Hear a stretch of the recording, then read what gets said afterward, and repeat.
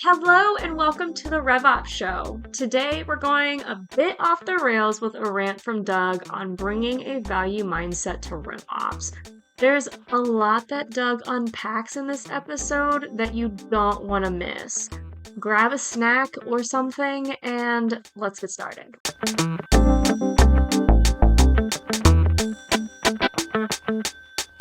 Wow, my head looks big there. It does. Doug. Jess, are you ready to RevOps? I'm always ready to RevOps. I think that's going to be our opening. That's going to be our phrase now. That's our catchphrase. Lots going on with the RevOps show. Some interesting things in development here. Yeah. Some nice surprises. So I think we need a catchphrase. Ready? Here it is. Are you ready to RevOps? It's great. Right. If you're not watching on video, you're missing the impact. Exactly. Visit the show notes. Watch. They really video. are. Are you ready to RevOps? Wow. We want you to RevOps.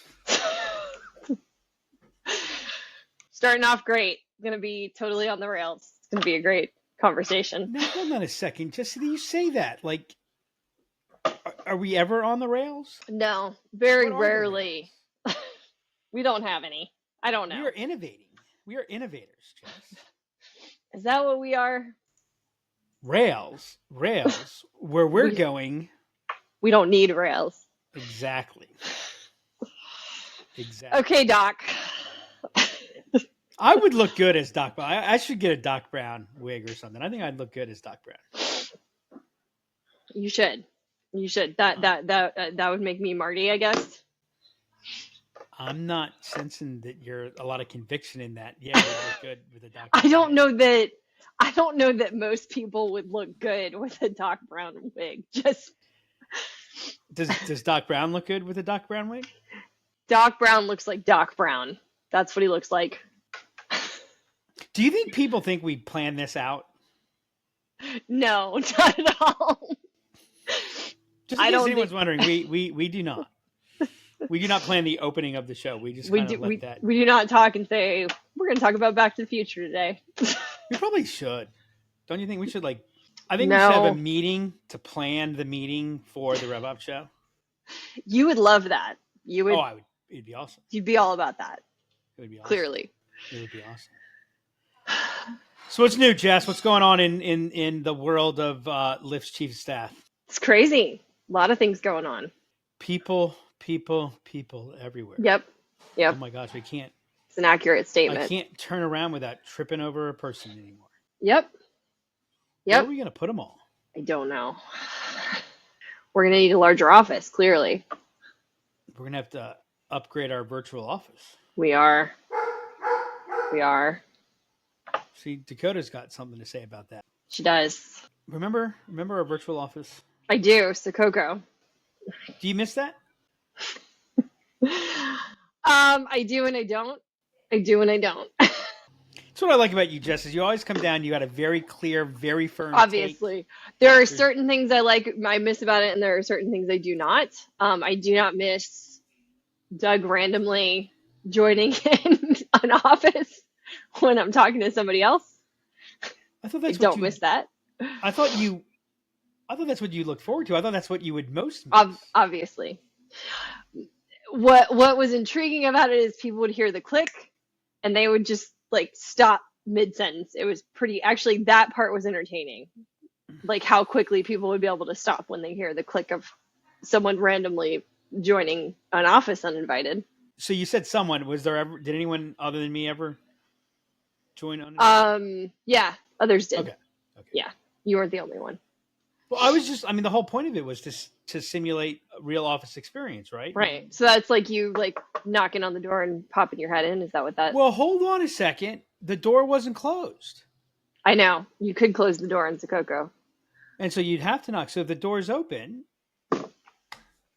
be walking by the office and seeing you talking with somebody, and being that I care so much about the people that were working with us, I would pop in to say hey, what's going on? Howdy, partner. I miss the spaceship though. That's what I miss. That's the office that I miss. We had a spaceship. Yeah, but people didn't like the spaceship. Remember no, they didn't. We had it for about a week, and everybody thought it was. I enjoyed it. I think one person complained because they were by the engine, or the boost or something. Didn't?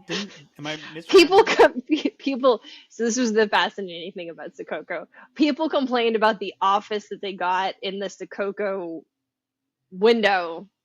That wasn't a real office. But it did cause issues about office location and who got the corner. And I was like, it's not a real window, guys. It's not a real window. Remember when I told you I was not going to take a corner office and you were like, oh my God, Doug, you're just. And yeah, I remember. And then it was why does so-and-so have a corner? I know what you miss most about the virtual. The nap room. The nap room. Yeah, I do. I miss the nap room. We should bring back the nap room. We should. I thought you did sometimes. You thought I brought. I thought. Or yes. Brought back the nap room. Yes, all of the above. Because if you're napping, doesn't that make that room the nap room? It's a very interesting question. Maybe we should make that a future topic for the RevOps. We should. I think that would be a great topic for us to talk about for an hour. That's some nice USA swag there, Jess. I just want to say I like that. Yeah, I inherited that from my husband. It is new. It is new. As you know, I'm cold all the time. He is not. So he orders swag in my size. Ah, wow. Yeah. If that's not caring, I don't know what is. If that's not love, I don't know what is. Exactly. Actually, that would be I'm going to submit that to Hallmark. Love is ordering swag in your size. Yep. That would be a good. I think I'd get that one placed. I think so. What would you pay for that tag? 99 cents. 99 cents? That would go in their dollar card section. No, but so you would sell a whole bunch of cards for 99 cents. So I I'm see. Saying, what would you like? So if you were Hallmark, what would you pay me to license that phrase? $50. $50. Wow. Clearly, I'm in the wrong business. Clearly. What you have to do is you have to say $50. Oh, there we go. Yeah. Like that. Yeah. All right, Jess, what are we talking about? We are talking about value mindset today. Value mindset. Taking a value mindset in RevOps. So this was your topic, so why don't you So I'm going to so really we could title this Bringing a Value Mindset to RevOps, a rant. Great. I now mentally and emotionally prepared for the podcast today. The rant part was not shared with me ahead of time. Yeah, but it was kind of inferred, wasn't it? Yeah, it was a little bit. That's fair. I mean, so I guess I need to ask the question, not just are you ready to RevOps, but have you had enough coffee for this conversation? I have. Okay. I have. I've made sure to caffeine up ahead of this. Because I've had a little extra coffee this morning. Great. So I am, Jess, a toast. I'm ready to go. All right. So I'm worried about RevOps. Why are you worried about RevOps? Because I think RevOps is increasingly, I think the nature of the RevOps role is increasingly falling into the very problem and cause of problem that RevOps, the discipline, is designed to solve. Okay, tell me what you mean by that. So what is the purpose of RevOps? What's the underlying why of RevOps? The underlying why of RevOps is better control of friction. Yeah. Friction control. Reduce friction where it's low value, manage friction where it's of value. Right. It is the counterbalance to the traditional go-to-market focus of do more. The traditional focus of generating flywheel effect. And one of the difficulties, this gets to an underlying reason why I think that, the idea of, that I don't go to the school of RevOps should be your first hire. If you think flywheel, and we'll put the flywheel we'll put the flywheel image in the show notes. But if you think about the flywheel and the flywheel effect, yep, attract, engage, delight, engage, delight, right? And so on the left side, we're adding force to the flywheel. How do you add force to the flywheel? You do more. What is the legacy playbook? And I would say even today, the dominant playbook of sales, marketing, and success. Do more, do it harder, do it faster. Right. So we're adding tactics. We're doing, and again, think about all the things that your company is doing, all the things that your company is trying to manage, all of the go-to-market motions. I mean, hell, all you have to look at is what's now coming under these go-to-market motions. I think, go-to-market partners has some interesting things, but man, they'd love to create categories. I think the last thing I saw, there were like 9 quote unquote go-to-market motions. There's product-led growth, community-led growth, event-led growth, sales-led growth, people-led growth, llama-led growth, right? I'm still trying to figure out how many leads you can have at one time. Like who's following, I guess is my, sorry, I'm being a little bit sarcastic there and maybe a little bit not sarcastic, but again, it's do more, do more, do more. Right. The leverage of the flywheel is reduce friction on the flywheel, so that you get more juice for the squeeze on the force. Now, to go back to a flywheel effect, and by the way, if you think about a real flywheel, one of the first people to bring this analogy to bear was Jim Collins. Everyone credits Jeff Bezos talking about it. I shouldn't say everybody, but a lot of people, especially recently, credit Jeff Bezos with talking about flywheel effects. But it was actually coined before Bezos by Jim Collins in the book Good to Great. It was the last chapter of Good to Great, and the title of the chapter was the doom loop and flywheel effect, or something like that. And the point of that is that to get a flywheel going, so by the way, just so everyone knows, a flywheel is more than just a circular reinforcing motion. A flywheel is, as it gets to a point of critical mass of velocity, it maintains that velocity, or you can accelerate the velocity with less and less force. So if you think about how like priming how a pump works, right? So if I'm pumping water, you've got to prime the pump. You've got to be pulling. And then once you get to the effect, now you can just slow down and you can maintain it with a much, right. So that's what a flywheel is. So a flywheel has to have mass and velocity built into it so that it transfers energy efficiently. And to do that, it's got to get to a level of velocity, and there has to be a mass and a weight to it so that it can sustain that effort. Right. So you've got to get a certain level of force before the reduction of friction has any real impact. So I look at what people are talking about in RevOps, and some of this is the problem. We've talked about it previously, is that the idea of RevOps, I mean, the popularization of RevOps has been very product driven.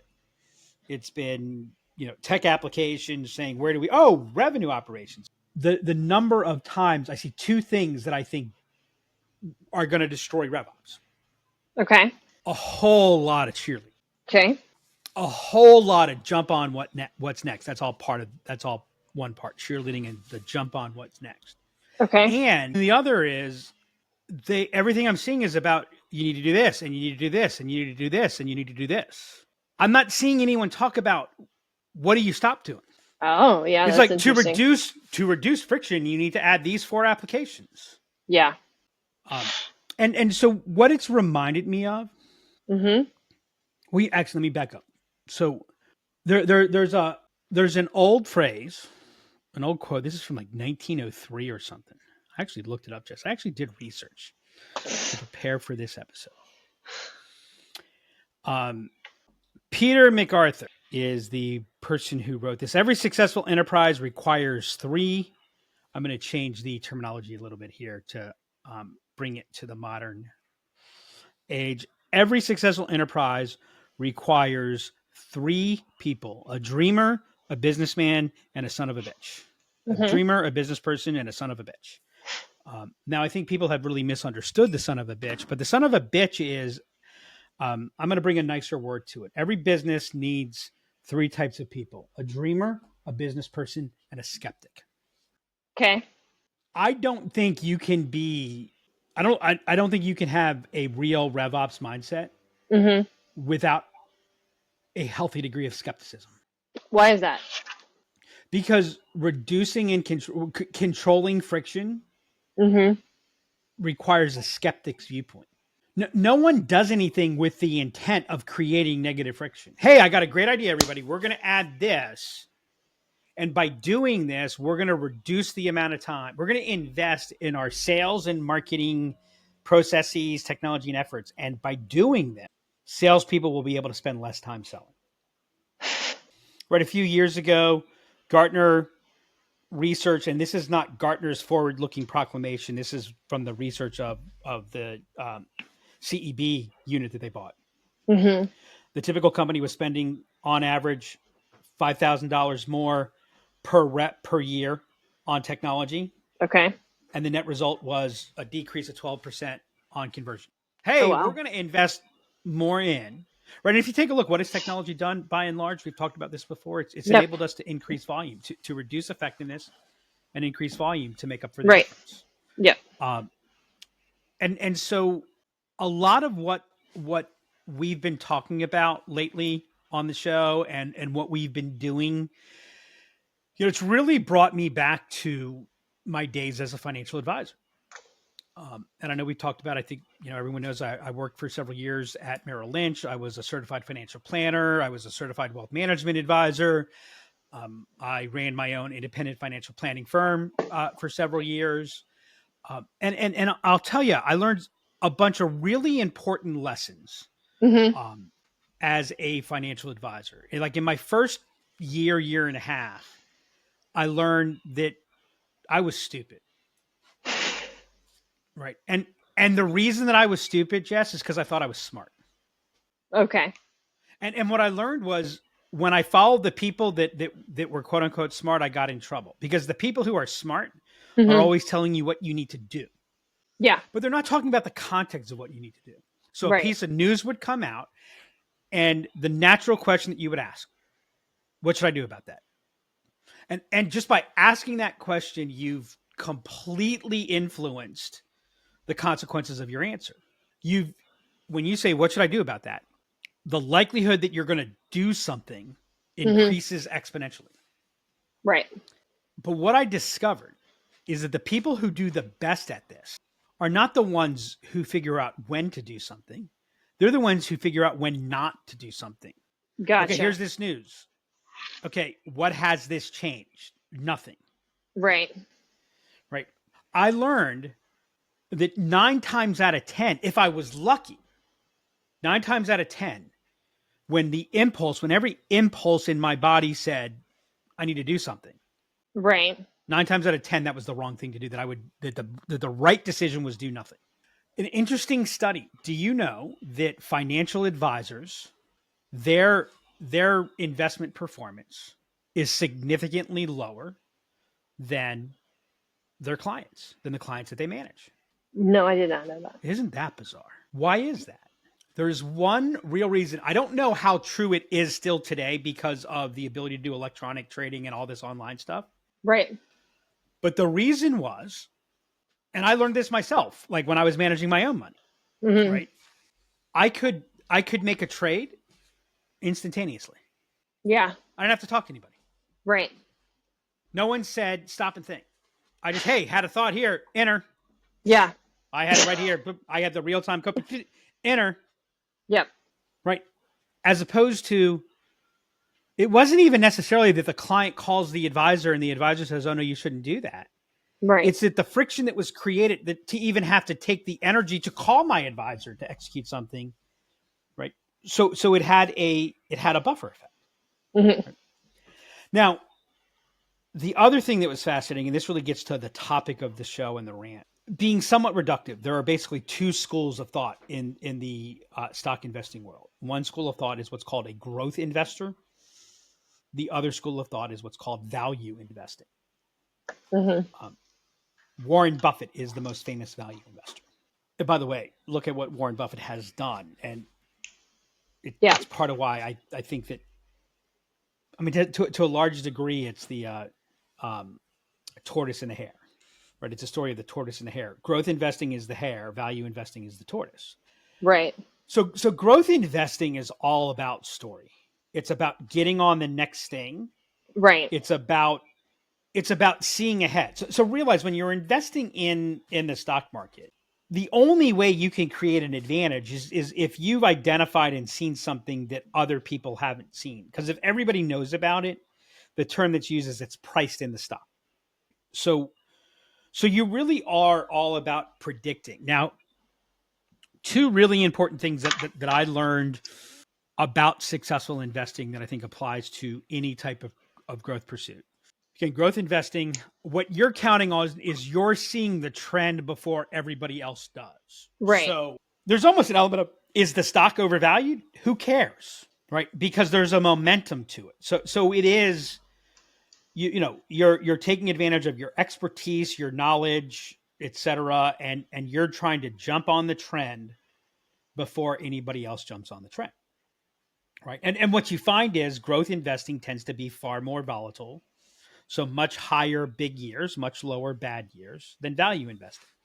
Value investing requires a skepticism that borders on cynicism. Now, there is a significant and meaningful difference between skepticism and cynicism. Cynicism is harmful. Right. Skeptical in proper doses, I believe, is actually very helpful. And as I said earlier, is critical to a RevOps mindset, a RevOps approach. So when a value investor is looking at companies and identifying where are they undervalued, you're basically saying this company is undervalued. Maybe there's something going wrong, and you're seeing, hey, there's this change that's here. You're basically looking for where are the misplacements that everyone else is missing that are going to unlock value. Yep. If you fall prey to hype and story as a value investor, it is probably the fastest way to go bankrupt.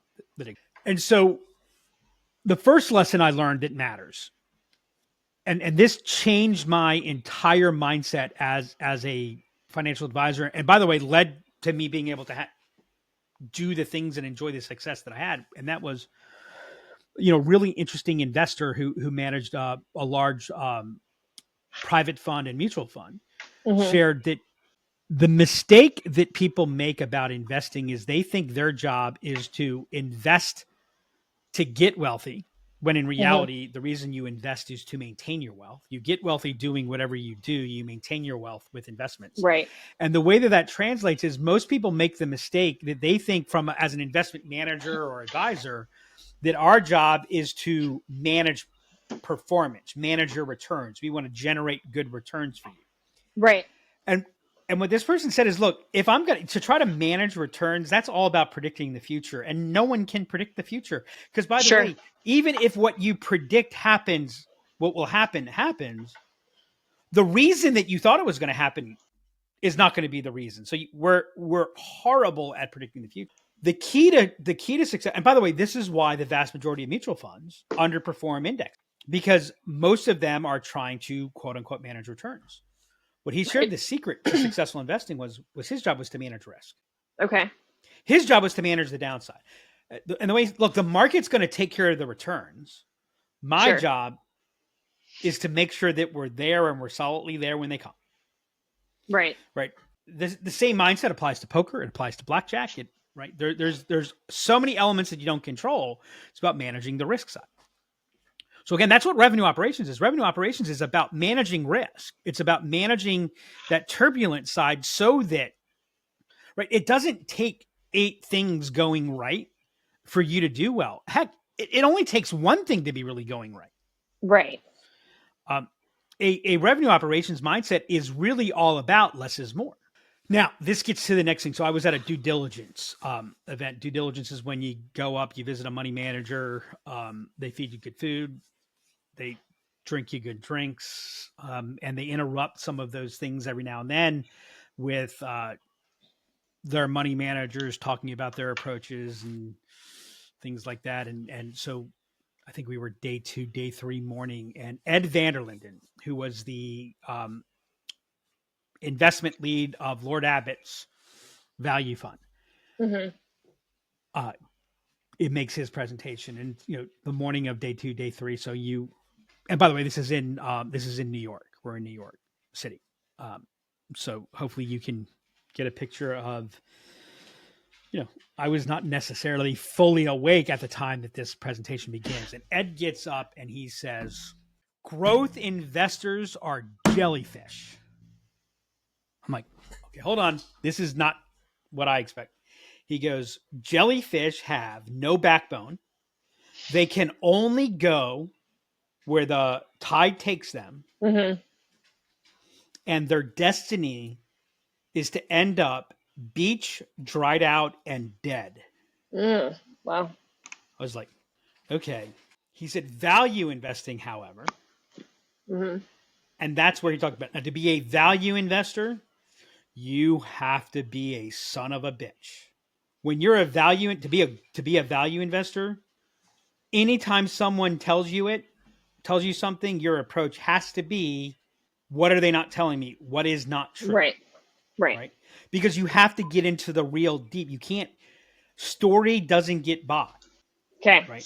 And so if you think about all this hype that's out there and all this stuff that's out there, keep in mind that the average business generates less return than its owners and investors would generate if they just took their money and put it in an index fund.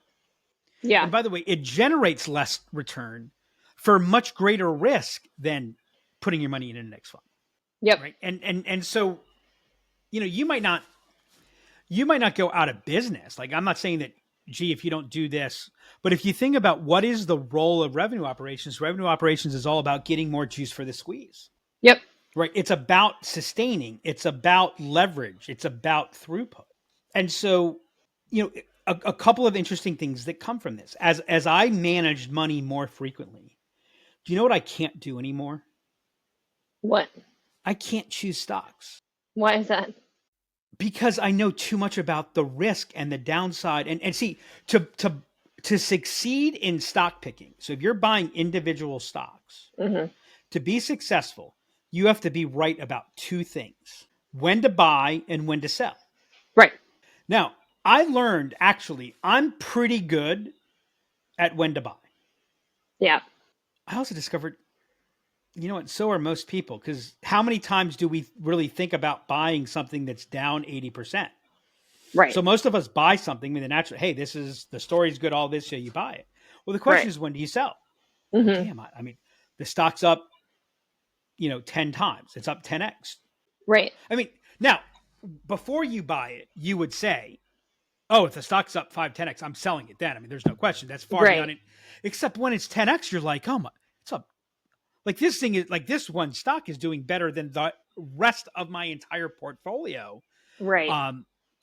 When it levels off, that's when except it doesn't level off. Then it's down 60%. By the way, still up 4x. Yeah. So, like, if you looked at it from the beginning, yeah. Well, it's a hard thing to do, right? So there's so much that you don't know. And that's why finding people with a discipline, and actually as an advisor, I became someone that actually managed managers, different disciplines. And by the way, whenever someone would talk to me about their investment program, why I should consider them, I always asked one question, and they had to give me a great answer for it. And like a no bullshit, real answer. And the question was always, tell me, how do I or my client get hurt with this? Right. And when will this underperform? Right. Yep. Because nothing does well all the time. And if you couldn't tell me with real answers how I'd get hurt, or when, in what environments does it not perform well, then I knew that you have no control of risk. Yep. But also, I had no means to know when I should do something or not do something. So when I had investments that were underperforming, but the environment of where they were underperforming was where I expected them to underperform, then I knew not to do anything. Right.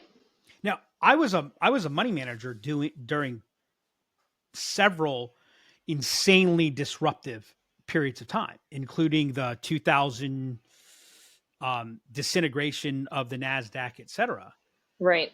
And I remember my manager would tell me early on, Doug, you're making this too hard. You're thinking too much.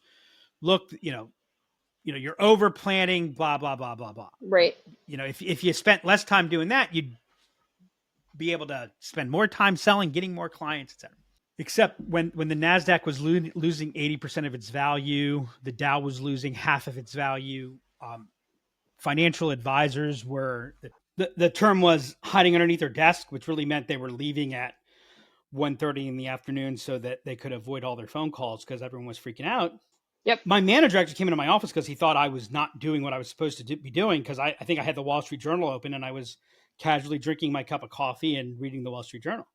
Mm-hmm. He's like, Doug, you've got to be in touch with your clients. You've got to return the calls. I'm like, no, I've already talked to everyone. Well, what's going on? I'm like, nothing. They all understand. And by the way, what we did, mm-hmm. and what my performance philosophy was, is I wanted to capture 2/3 of the upside. Yeah. For half of the downside. Right. And that's why my clients outperformed markets. I outperformed the market in cycles by never outperforming the market. I should say occasionally outperforming the market in a good market.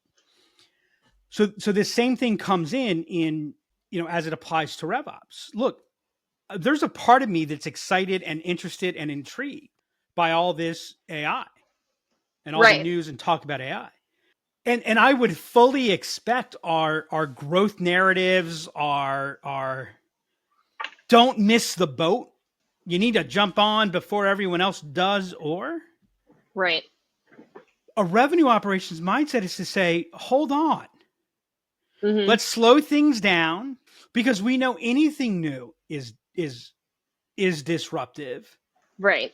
How do we want to do this? If you think about our 3 zones of execution, the zone that RevOps owns is zone 2, right? It's the enablement zone. It's the operational zone. It's the, everyone's talking about, well, you see how Microsoft jumped on the band here and Google's announcing this, and they're, well, no, actually they've been working on that for 7 years, right? I have found, are there some companies, are there some industries where if you're not first, you're last? Maybe. Right. But you know what? If you're in that industry, I don't need to tell you that. Right. And so, and by the way, I'm not saying that RevOps shouldn't be excited about things. The problem is that RevOps is running up. I mean, thank God for AI, because if it wasn't for large language models right now, AI would be the standard bearer of being at the, in the lead in the hype cycle. Right. Thankfully, because of large language models, it's bypassing the hype around. But it's hype. Everyone's talking about what we're going to do. This is, to get through this, economic cycle, RevOps is going to be the difference. And I'm like, really? How do you know? Right? Because they also say at the same time, RevOps is new. Right. So, I think I've shared this before. My favorite thing about everyone that's talking about AI is an absolute total game changer. The world is going to be completely different. Yeah. Here's the 3 reasons that you need to adopt it and how you'll be different because of it. Okay, wait, hold on a second. If it's going to change the game, then how do you know what impact it will have? Right. I saw something today. Someone said, within the next or sometime soon, no one will buy software that doesn't include AI. Here's the question I wanted to ask them. How much software doesn't include AI today? Because by the way, if you record a call and it automatically transcribes that call, that is AI. Right. So it's like we still keep calling everything this one thing, and we're so jacked up on the hype cycle. Here's what I want to know. I would love to know this for any RevOps people listening to this. How many of you have a tech stack smaller than you did when you started? Because one of the things that RevOps is supposed to address is is tech stack bloat. Right. Right. What have you reduced? And by the way, if you look at the theory of good to great, if you look at the theory of re-engineering, if you look at the theory of systems thinking, it's about identifying that one of the biggest flaws in our growth cycles and our growth mindsets is that we spread ourselves too thin, too broadly. And as you spread yourself out broader and broader, you move closer and closer to the mean. The whole theory of good to great is the companies that go from being good to great take from the areas that they're good. Right. So under allocate the good so they can over allocate the great. Too far too much. And certainly at least what's eating up the oxygen is RevOps saying more. You need to do this, and you need to do this, and you need to do this. And if we keep going, that's RevOps is like, we've talked about one of the dangers of RevOps is RevOps gone wrong becomes the Department of Sales Prevention, the Department of Growth Prevention. Yep. Right. That is RevOps gone wrong.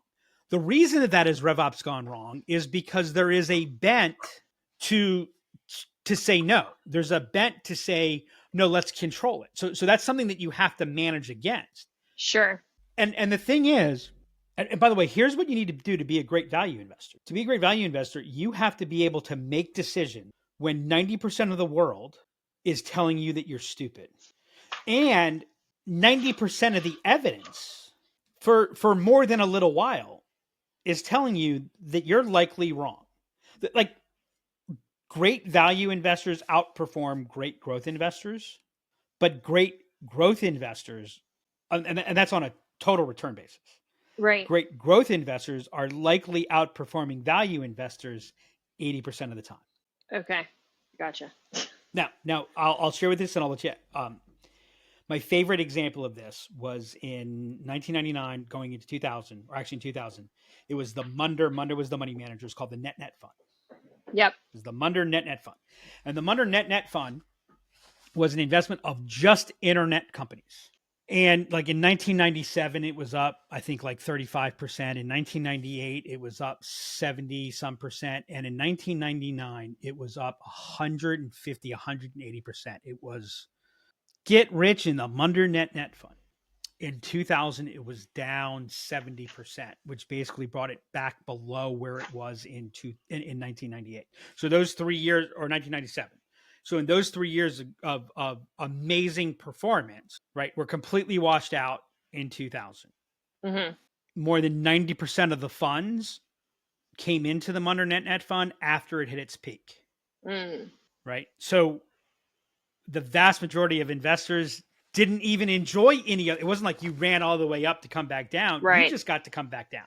And by the way, where'd they take the money from? They took the money from all the other stuff. Because by the way, in 1999, the average performance of a company in the S&P 500 that did not make money, they were up 31%.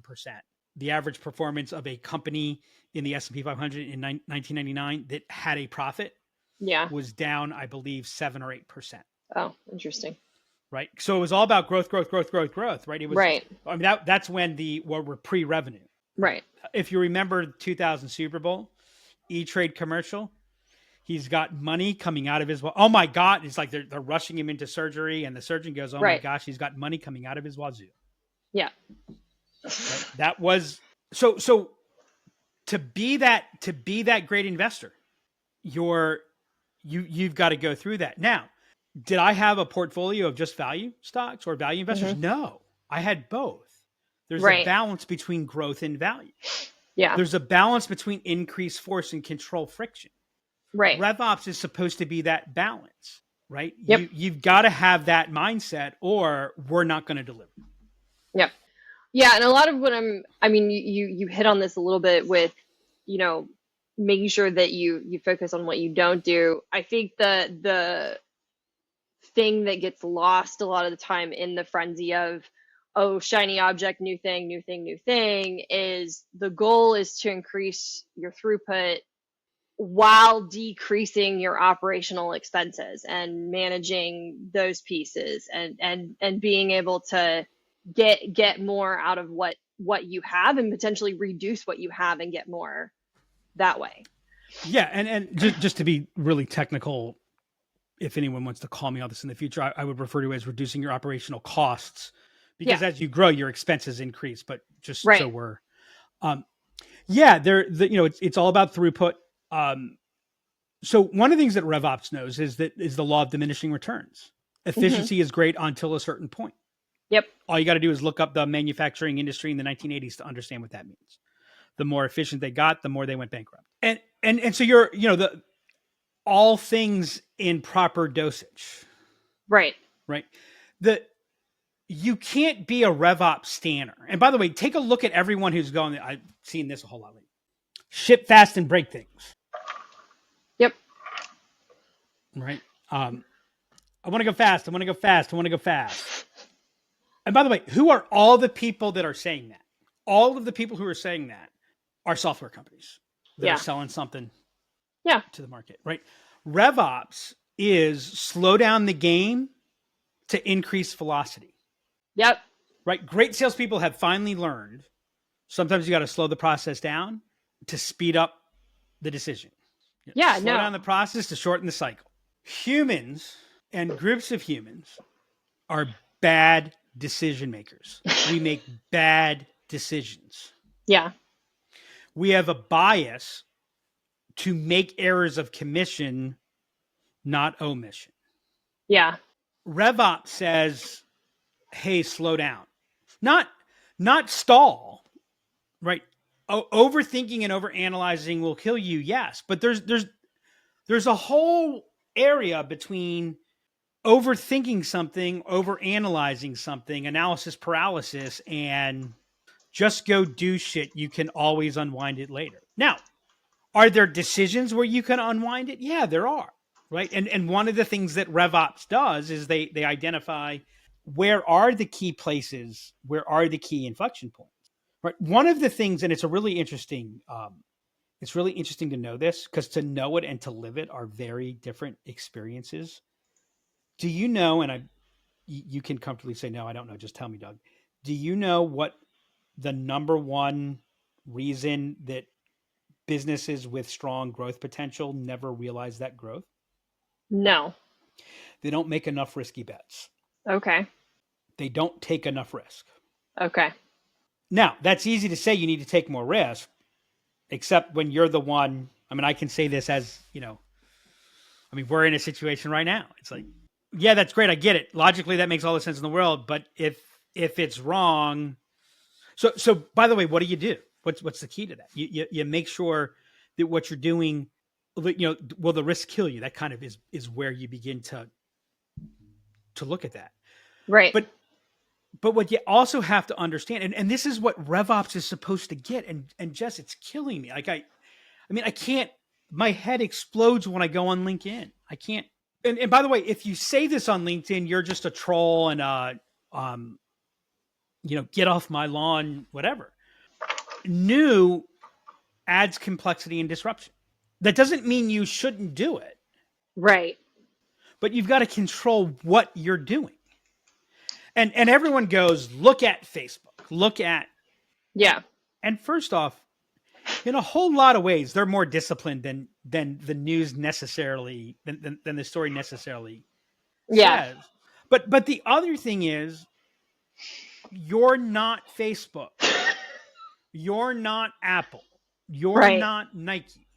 Yeah. Right? Yeah. And let's take a look. Just watch Social Network and see what. Oh my God. See how nothing's on. So here's my question. How many Mark Zuckerbergs were there who took that path? Right. How many Mark Zuckerbergs? So this, the other thing that we have to keep in mind is there's survivorship bias. Right? Yeah. Just because Facebook didn't pay attention to anything, and again, I don't really believe that that's true. I think there were aspects that they didn't pay attention to, but you don't build that underlying tech structure and where Zuckerberg is truly a maniacal genius. Yeah. Right. But still, it's like there are places where you should place 1% bets. Absolutely. Because the payoffs are huge. Sure. But there are also places where you shouldn't. And you need to make sure that if I'm going to make a 1% bet, am I in a position to be able to benefit from it if it pays off? Right. So there's nothing wrong with that. And what a strong RevOps approach does, like RevOps is the doctor in the game. Yeah. Right. There's an old urban legend. I don't know if it's true or not, but it's a story of Tiger Woods when he was younger. He would oftentimes take off his hat. You'd see him looking in his hat, et cetera. And the urban legend was he had written in the inside of his hat the numbers 4 to 7. And the explanation was that he supposedly explained to somebody that golf is won at an emotional range between 4 and 7. Right. Your goal should be never get higher than 7, never go lower than 4. The problem is you get on like golfers get on a hot streak. They make some amazing shot. They get up, their emotional range gets up to 9, 10. That's not sustainable. Too much adrenaline starts pumping. They make mistakes. Or things start going against them and their emotional level gets 1 to 2. They have no confidence. They can't recover from it. It's the person who can stay in this range. Yeah. Right. That's RevOps. Yep. Sales is supposed to be getting crazy excited about this new thing. And oh my God, we need this opportunity. The market is shifting. We need to do. So I'm like the slow the game down thing resonates with me because I'm a huge basketball fan. I mean, and that's what you do when you are off the rails and you are tripping over each other and you can't keep up with the offense of the other team, and you slow the game down to be able to get back on pace. Like pace is so important in basketball and translates to RevOps for me. Like you're supposed to be controlling the pace. You're supposed to be slowing things down. So it's not necessarily not making the decision. It's okay, let's really slow this down to break it apart, think about what we're doing and be more purposeful. And I would say that like when you're off the rails, see what I did there? Yep. See, I brought us back to the beginning. Full circle. When you're off the rails, you've got to slow the game down. Yeah. But when you're off the rails, it's really hard to slow the game down. It is. So you know what's better than slowing the game down when you're off the rails? Stopping. No. What? Never getting off the rails. Oh, well, maintaining the pace of the game. And by the way, slow the game doesn't mean you're not running fast breaks. It doesn't. It's slow is smooth, smooth is fast. Right. It's let's keep, and that's what the great players do. That's what the Larry Birds, the Chris Pauls, et cetera, is they never let the game get ahead of it. That's the term. They never let it get ahead of you. Yep. Right. I heard a great story. I'm listening to Stanley McChrystal's book Risk, and he told the story of the 1998 Hungarian Grand Prix Formula One race. Yep. The McLaren car was much faster than the Ferrari, et cetera, but speed is not the determinant. Like how fast the car is not necessarily what's going to lead you to win the race. And I forget the role guy, but he came up with a strategy that it was a 3 pit stop strategy when the norm was 2 pit stops. Yep. So they took a break that made no sense except for the fact that it meant they could put less gasoline in the car, which made the car lighter, which improved speed per lap. Yep. Listen to this. It also took them out of phase with all the other cars when they were pit stopping. So they had periods where no other cars basically were on the raceway. So they could go ahead. They didn't get hung up coming out of the pit. Yeah. Well, not even that. When they're on the race course, there were no other cars, so they could go faster. They didn't have to deal with traffic. Oh, okay. They could just, right. Yeah. So there were, they could their tire selection was able to, like, all these things that came about that looked at the totality. That is a RevOps mindset. Yeah. That's not a, hey, let's add it's going, okay, how do we play the cards that we have better? Yeah. How do we play the resources that we have better to get to the outcome that we get to? And that takes a disciplined mind. That takes a healthy dose of skepticism. Yep. Right. And make no mistake, how would you like to be the guy who recommended a 3 pit stop strategy because our car is not as fast as our primary competitor? Right. Right. That's not a stand. Ooh, yeah. Hey, see that? We've got to jump on. It's, right. And I'm not seeing that. And I'm actually seeing the opposite more and more. And I think that when you're, really bring this home, if you're a growth executive, if you're looking at at what's needed. If you don't have that component, you're missing something. And what's worse, if the discipline of your go-to-market isn't bringing that and is actually bringing the opposite, then you are going to be very confident, very excited. Yep. As you crash into a wall. Or, as Ed Vanderlyn had told me, you're going to be very excited as you end up beached on shore, dried out, and dead. Yeah. Yep. And that's my rant, Jess. It was quite a rant. I have a couple key takeaways. A little bit of skepticism is a good thing in RevOps, maybe even a lot of bit of skepticism. Just as important, and maybe more, of knowing when to do something is when not to do something. And we talk about this a lot internally, but slow is smooth, smooth is fast. So true. Yeah, and I would say that I'm told sometimes, and it's a fair it's a fair pushback. Don't be so skeptical. Yeah. Right. If you're not telling your RevOps team from time to time, don't be so skeptical. Yep. Then you're in trouble. Then RevOps isn't doing its job. Agreed. And with that, until next time. And that's a wrap on this episode of the RevOps Show. We told y'all we were going off the rails, though there were never any rails to begin with. Something that I wasn't expecting was the story about growth investors being jellyfish. I'm pretty sure that's going to stick with me forever. Anyways, if you enjoyed this episode, please make sure to go subscribe on Spotify or Apple Podcasts or wherever you listen to us. Leave us a review and share the episode. If you have any questions you would like to ask Doug or Jess about value mindset and RevOps, email me at hannah@liftenablement.com or hit us up on Twitter @demandcreator.